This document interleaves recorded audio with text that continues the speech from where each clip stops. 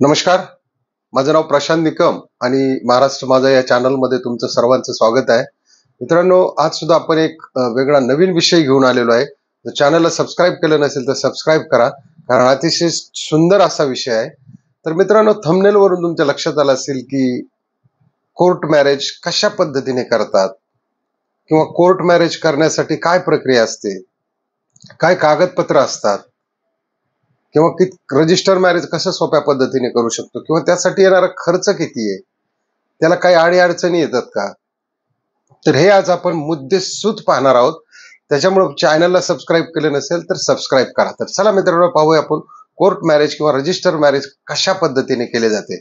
तर मित्रांनो, special marriage act 1954 जो हा विवाह कायदा तयार झाला, या कायद्यानुसार कुठल्याही जातीची मुलगी किंवा मुलगा हा कुठल्याही जातीशी विवाह करू शकतात, पहिली गोष्ट. आता दुसरी गोष्ट याच्यामध्ये अतिशय महत्वाची काय आहे की कुठलीही याच्यामध्ये जात, धर्म, भेद, पंथ काहीही पाहिलं जात नाही. फक्त लग्नासाठी एक मुलगा आणि दुसरी मुलगी हवी असते.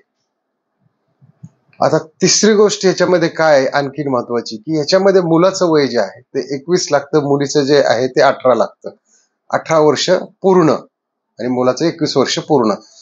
त्याच्यानंतर याच्यामध्ये जो मुलगा आणि मुलगी आहे या दोन्हीमध्ये कुणी वेडसर नसावं किंवा त्यांना कुठला मानसिक आजार नसावा, तेव्हा ते एकमेकांच्या लग्नाला परवानगी देऊ शकतात. आता सगळ्यात महत्वाची गोष्ट याच्यामध्ये की रक्तातील नात्यात विवाहाला परवानगी नसते, परंतु त्यांची जर काही प्रथा असेल आणि त्यांच्या ज्या प्रथेचे काही कायदेशीर कागदपत्र असतील किंवा त्याची पूर्तता यांनी केली तर हे रक्तातील नात्यात सुद्धा या ठिकाणी विवाह करू शकतात. आता यासाठी मित्रांनो काय कागदपत्र लागतात किंवा त्याच्यासाठी काय पूर्तता करावी लागते, तर विवाह संस्थेमध्ये या ठिकाणी तुम्हाला व्ही नमुन्याचा एक छापील अर्ज मिळतो, त्याच्यावरती मुलगा आणि मुलीची सही लागते. हा एक महत्वाचा या ठिकाणी तो विवाह संस्थेतच मिळतो तुम्हाला अर्ज. त्याच्याबरोबर काय कागदपत्र लागतात, तर दोघांचा एक एक फोटो लागतो, आधार कार्ड, पॅन कार्ड, रहिवाशी असल्याचा दाखला आणि वयासाठी शाळा सोडल्याचा दाखला. ही महत्वाची कागदपत्रे या ठिकाणी इथे लागतात. आता दुसरी गोष्ट, कोर्ट मॅरेज करण्यासाठी काय करावं लागतं, तर तिथे एक अर्ज करावा लागतो. विवाह संस्थेमध्ये तुम्हाला जाऊन तिथे एक अर्ज करावा लागतो. आता त्याच्यामध्ये एक कंडिशन आहे त्यांची. समजा मुलगा मुलगी जर पुणे जिल्ह्यातील असेल आणि त्यांना जर साताऱ्यामध्ये लग्न करायचं असेल तर त्यांना सातारा जिल्ह्यामध्ये 30 दिवस राहणे हे म्हणजे कंपल्सरी आहे. किंवा मुलगा सातारा जिल्ह्यातला आहे, मुलगी सोलापूर जिल्ह्यातली आहे आणि त्यांना लग्न पुणे जिल्ह्यात करायचं, तर त्या दोघांचं वास्तव्य हे पुणे जिल्ह्यात, मग पुणे शहरात असो किंवा जिल्ह्याच्या कुठल्याही वेगवेगळ्या ठिकाणी असो, तर ह्या दोघांचंही वास्तव्य हे 30 दिवस असणे अतिशय गरजेचे आहे. तेव्हा त्या ठिकाणी ते विवाह करू शकतात.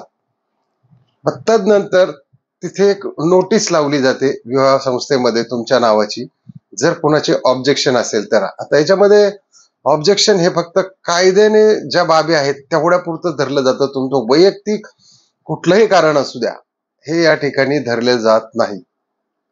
त्याच्यामध्ये कुठली कारण धरली जातात, तर की मुलगा कमी वयाचा आहे का, मुलगी कमी वयाची आहे का, नाही.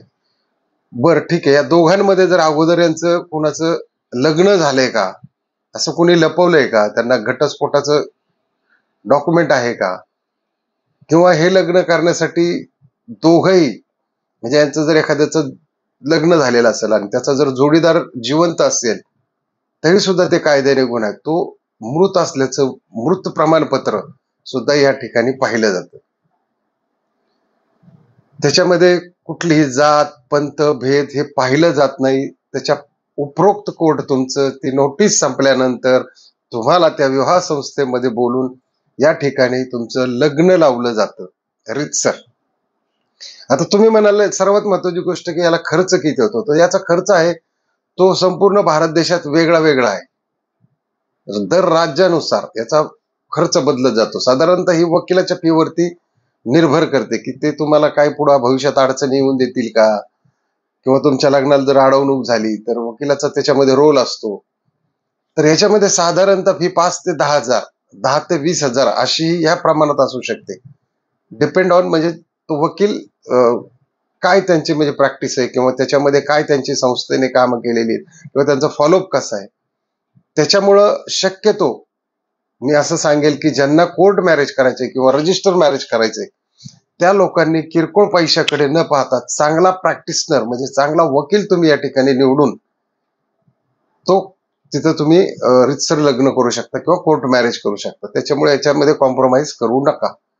आता याचे फायदे काय आहे रजिस्टर लग्नाचे? तर याच्यामध्ये काय होतं की रजिस्टर लग्न केल्यामुळं पहिलंच त्याला आपण लव्ह मॅरेज सुद्धा म्हणू शकतो की हा पहिला जोडीदार त्याच्या ओळखीचाच असतो आणि पसंतीचा जोडीदार मिळण्यामुळे जीवन कसं जगणं सोपं जातं.